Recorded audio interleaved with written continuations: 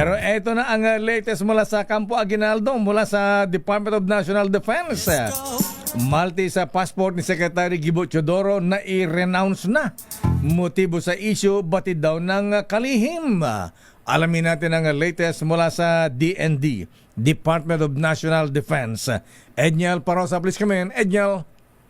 Lakay, nilinaw ng kagawaran ng tanggulang pambansa na matagal nang naisuko at naipawalang bisa ni Secretary Gilbert Teodoro ang kanyang passport sa European country na Malta.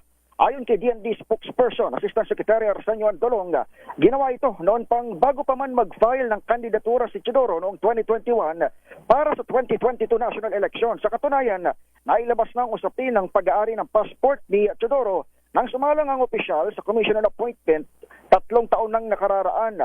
Batid umano ni Secretary Gibo kung ano ang motibo sa muling pagpapalutang ng isyu ngayong araw na itinaon pa sa ika-9 na anibersaryo ng pagkapanalo ng Pilipinas sa 2016 Arbitral Award para maigiit ang West Philippine Sea. Kasama na rito ang timing ng pagpapalabas ng artikulong unang nailimbag sa The Manila Times. Batay sa nasabing article na pag-alamang humawak ng Maltese passport si Teodoro sa pamamagitan ng financial contribution sa gobyerno ng Malta. Bawal sa saligang batas ng Pilipinas na magkaroon ng government official, lalo na isang cabinet level na may dual citizenship. Ito sa Edniel. At saka ang tanong din dyan, Edniel, ayan, okay, maganda at nirenounce na niya. Pero anong dahilan? Bakit kumuha siya ng passport, ayan, sa Malta?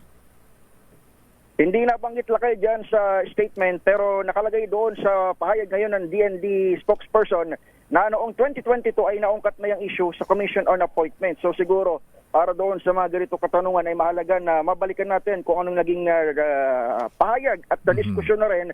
Dahil alam naman natin ng mga cabinet official ay bago yan makumpirma ay sumasalang muna sa scrutiny ng mga mambabatas ng Republika. Ayan, sabi naman dito, baka naman daw binibira siya ng mga pro-China dahil si Gibo ay anti-China.